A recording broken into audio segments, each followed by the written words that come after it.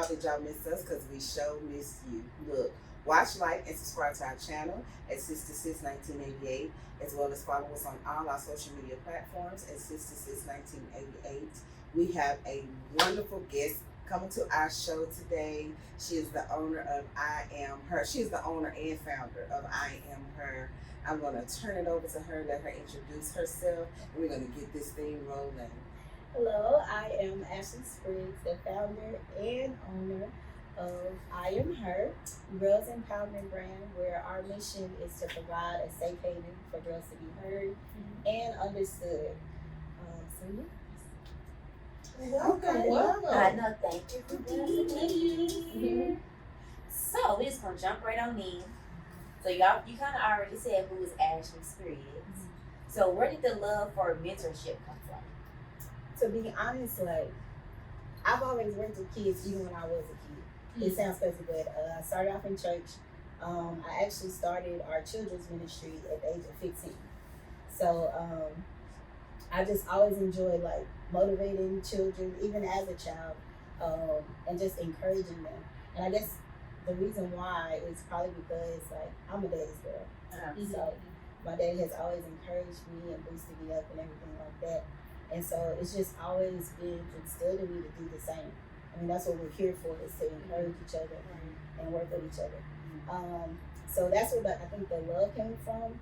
Because at that time I wouldn't look at it as mentorship until now with the word. And then working at a local middle school, when I got older and I was in school, I just saw like how the girls were acting.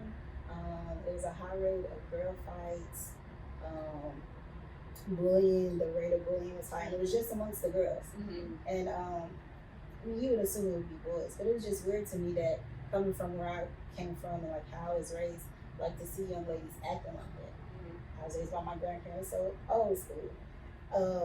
And I was just like, okay, something has to give. Like what's going on? And I just started like talking to the girls, and started realizing like some of them had the same story that I had.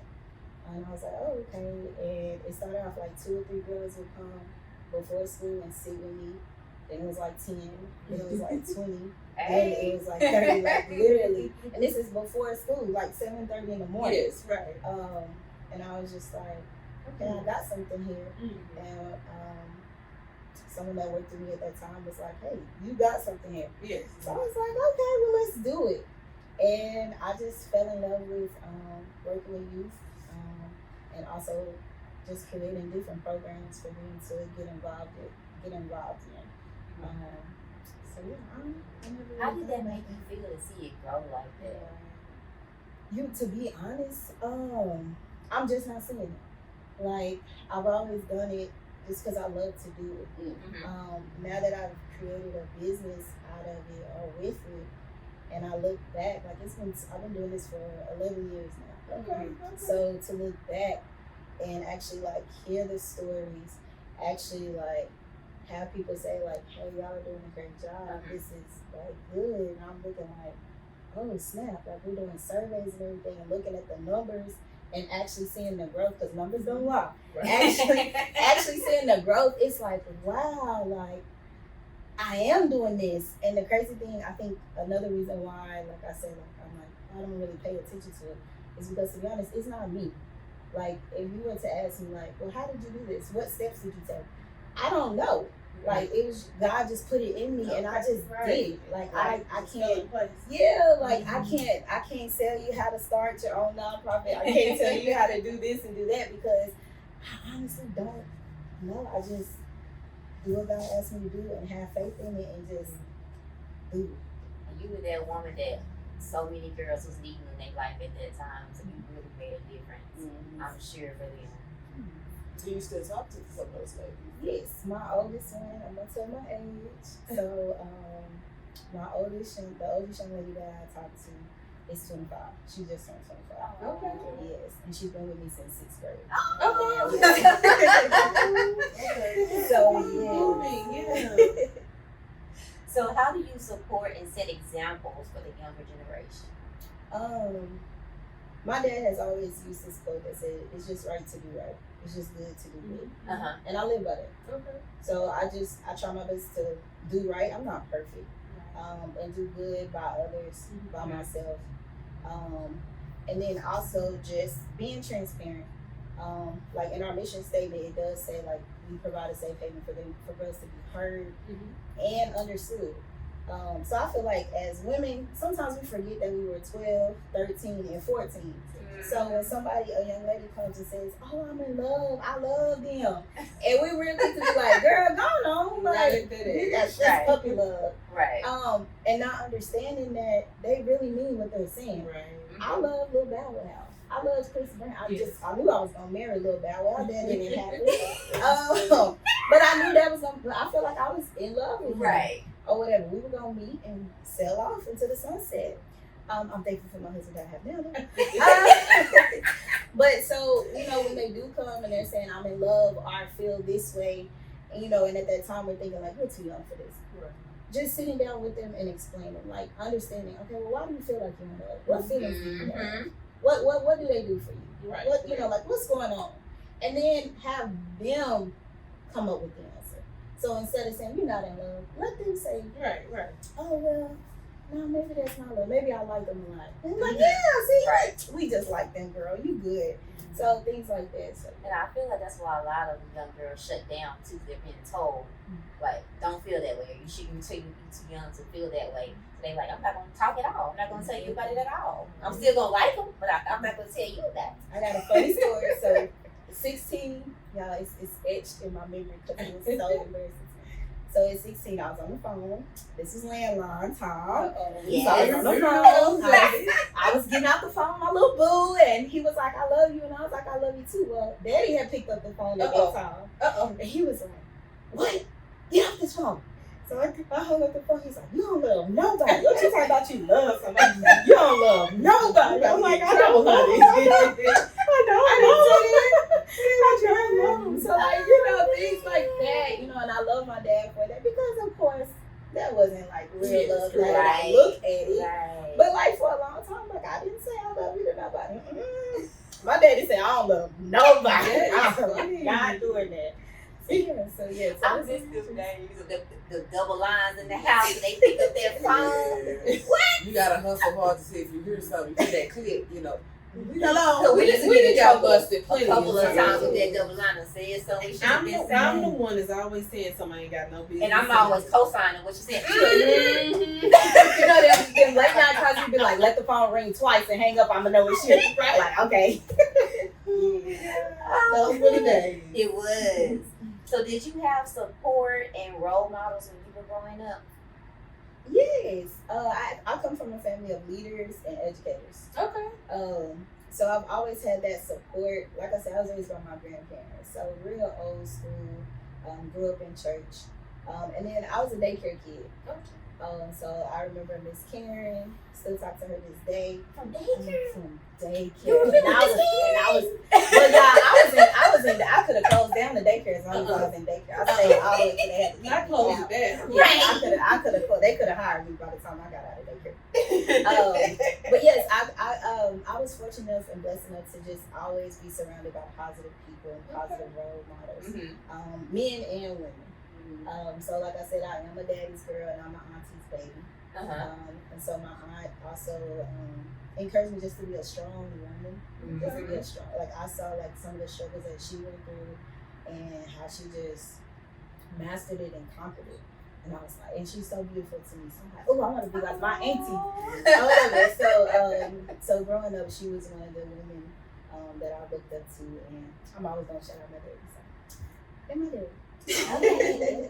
Shout out to daddy. Shout out to daddy. What is something you have experienced in your life that you want to make sure you share and teach? Not knowing my worth, and I'm dealing with that. Like I'm learning that lesson now. Looking back at things that I've accepted, even in the business industry, and I think that's where it I know that's where it really hit me. Because I'm not doing this for me, so I made a decision. Not thinking about the outcome as far as business and not knowing really what our program was worth. Yes. And it didn't just hurt me, but it hurt the girls. I could see the effects on them not being able to have programming like we wanted to, because at the beginning I took a deal that I was like, oh, okay, not knowing now like how much it was worth, because I put in the work, the time, and I really believe in it. But I also, in order to believe in it and make it move, I have to believe in myself. Right. So really just knowing my worth, and not even business, like been in bad relationships, friendships, and the people with my friend were my friend. And as I get older and I look back, I thank God for all of that, because it made me who it's making me who I am today, because I'm still growing. So that's one of the things that I do share, like with our girls on our sessions, like boundaries. Not too young to have boundaries. Right. 30-some years old, just learning like, hey, I need some boundaries, because there's too much going on. And of course, the biggest thing for me is just knowing your worth and sticking to it. Yes, like, sticking to it. If you wanna sell yourself short, make sure it's because you want to, not because somebody made you feel like you had to or convinced you that you're not worth it. And that's in anything, personal, business. That's what the 2 things. the two biggest things is just knowing your worth. And with I'm Her in this season, that was one of our biggest things, was pushing them, like, know who you are, what you are. Just the foundation. Just know the foundation, because you're always going to constantly keep growing. You're always going to change. You're always going to get to know yourself. But that foundation of knowing that this is my worth and this is who I am, respect it or check it is what it is, it's on you. And knowing that if somebody walks out, you're not losing nothing, they losing something. Correct. It's one for you. Exactly. So when you having these conversations with your girls, when you're young, your friends are your everything. So like, how do you try to explain, or what kind of examples do you try to give to them so they can kind of somewhat understand where you're coming from? So one of our core values is transparency. So I share some of my stories, like in middle school, even though that's like dinosaur ages to them. I share some of my stories, but we also encourage them to be transparent as well. So we have an activity that I love to do. We have a bowl or something, and so we do a friendship. We have a friendship session. And so they would write on a piece of paper, no name or nothing, like things that they go through with their friends. Put it in there. We read it out loud. Now, one of our rules are, if you know what the person is, what they're talking about, and who it is, you can't say nothing. That's like from jump. And so this gives them an opportunity to share things that's going on in their friendship circle. And even though their friends might know, but they're able to express how they feel. And as a group, as a sisterhood, we work through whatever situation it is. And so that also shows them that, one, or your friends know, either it hurts you or it's a problem. And that's when we go into boundaries, because we're hoping your friends respect whatever it is that's going on and respect your friends, and vice versa. So that's one of the things, like, that's how we're able to do that. It's just, again, providing a safe haven and just being transparent on my end and allow them to be transparent as well. Awesome. Yes, I got 3 nieces. When they get old, I'm gonna send them your way. I'm sending them your ways. I wish we had something like that when we were growing up. Well, we still had the I'm the adult, be the child thing going on in our generation. Yeah, there wasn't a lot of talk about self-worth and knowing your self-worth at all. It was all about doing good in school, going off to school, and stay in the child's place. Yep. Don't get pregnant. Kids are made to be seen and not heard. And no explanation of the why. They didn't explain. Oh, you better not ask. You couldn't ask. You just do what you were told to do. That's it. Well, I'm still kind of with that on that one. I'm growing now. But it depends. So it's crazy you said that, because we do teach, and it's something new. So we do teach them that you can correct an adult.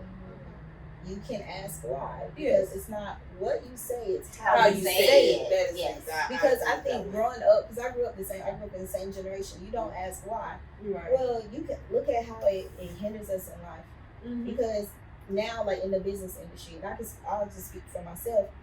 Somebody might tell you to do something, or your boss, because they're in leadership role. Oh, hey, do this, and you like, now that don't make sense. Right, correct. But you don't ask why, because you don't want to be disrespectful. Right. You don't want to come across as insubordinate. So you don't ask why, you just do it. Yes. Now you're frustrated and mad. You go home with this on your brain because you didn't speak up. I didn't speak up for myself. I knew that was wrong. I shouldn't have did it. So I think for me, I think it stems from that, not being able to ask why. Because you couldn't, your parents were your lead. That was a leadership role. That was the authority. Correct. So now I can't ask why. Well, when I'm in this world, I don't ask why because this is authority. This is the big boss, or this is a police officer, or this is this person with this title. So they know and I don't know. Right. So I'm just gonna do it. I just do it. And so that's one of the reasons why we do let them know, like, hey, speak up for yourself. It's not what you say, it's how you say it. Even with teachers, things like that, because adults, we are wrong sometimes. We're wrong a whole lot. And that's a part of growing up, because as I grew up, I often say, a lot of things that teachers and things did back in the day, things that they said was so wrong and so inappropriate, that they didn't get called out on. Now, you got parents going up to school with the teachers. You know what I'm saying? Like back in the day, that wasn't really heard of. Like back in the day, if your mom or dad was called to the school, you was scared because you could get in trouble. But now teachers have to wonder, okay, are they coming up here to correct their child, or are they coming up here to correct me? That's kind of the thing that we're dealing with now. But some of the things that was done and said. One thing I said when you say with the girls, I was having a conversation with my mom, and I was making that comment, and she said, what do you mean? What was things being said? I said, okay, in your generation, I'm talking to my mom, her generation, oftentimes when you were a pretty girl and an adult felt like, you weren't where you needed to be for that age, or you were a little bit gullible. Do y'all remember ever hearing the older woman tell a little girl, so somebody tell you, you pretty, you're going to be in the bed with her? What are you telling that little girl? You're telling her she's gonna be sitting around when people tell her she's pretty.